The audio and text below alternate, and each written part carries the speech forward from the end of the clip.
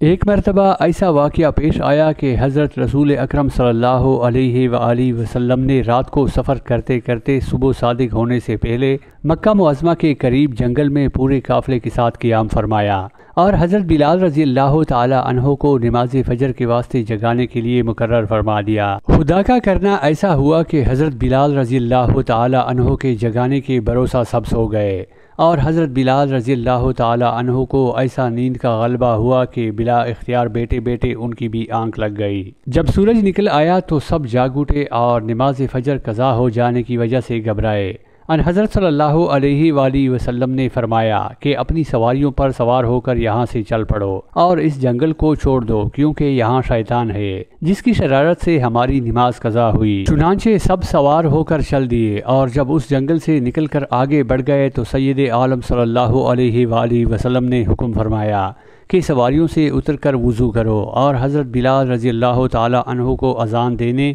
یا اقامت کہنے کا حکم فرمایا اور نماز فجر ان حضرت صلی اللہ علیہ وآلہ وسلم نے قضا پڑھائی۔ چونکہ حاضرین نماز قضا ہو جانے کی وجہ سے بہت پریشان ہو رہے تھے، اس لیے حضور اکرم صلی اللہ علیہ وآلہ وسلم نے نماز سے فارغ ہو کر فرمایا کہ اے لوگو، بے شک اللہ نے ہماری روحیں اپنے قبضے میں کر لی تھی، اور اگر وہ چاہتا ان کو ہماری طرف اس وقت کے علاوہ اس سے پہلے یا بعد واپس فرماتا۔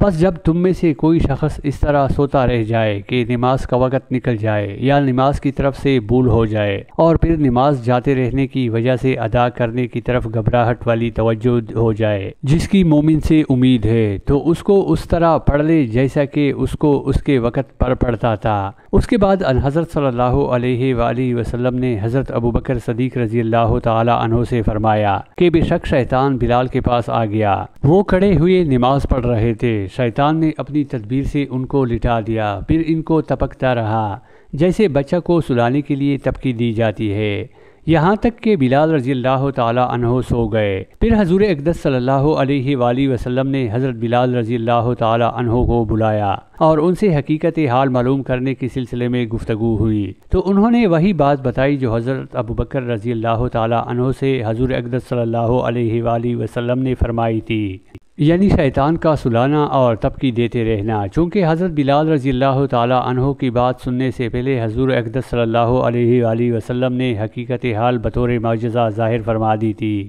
اس لیے حضرت صدیق اکبر رضی اللہ تعالی عنہ بے ساختہ بول اٹھے، بے شک آپ اللہ کے رسول ہیں۔ ایک روایت میں یہ بھی نقل کیا ہے کہ سب سے پہلے ان حضرت صلی اللہ علیہ وآلہ وسلم بیدار ہوئے تھے اور آپ نے حضرت بلال رضی اللہ تعالی عنہ سے سوال فرمایا کہ یہ کیا ماجرا ہے؟ انہوں نے جواب میں عرض کیا، اے اللہ کے رسول، میرے ماں باپ آپ پر قربان ہوں، میری جان کو اس ذات پاک نے اپنے قبضے میں کر لیا جس نے آپ کی جان کو قبضے میں کیا، میرا نہ جاگنا اپنے اختیار سے نہ تھا۔ ایک روایت میں ہے کہ حضرات صحابہ نے گھبرا کر آپس میں ایک دوسرے سے کہا کہ نماز کے بارے میں ہم سے قصور ہو گیا۔ ان کی بات سن کر ان حضرت صلی اللہ علیہ وآلہ وسلم نے فرمایا کہ یقین جانو، سوئے رہ جانے میں قصور نہیں ہے، قصور جاگنے ہی میں سے ہے۔ جب تم میں سے کوئی نماز کا ادا کرنا بھول جائے یا سوتے میں نماز رہ جائے تو جس وقت یاد آئے اس نماز کو پڑھ لے۔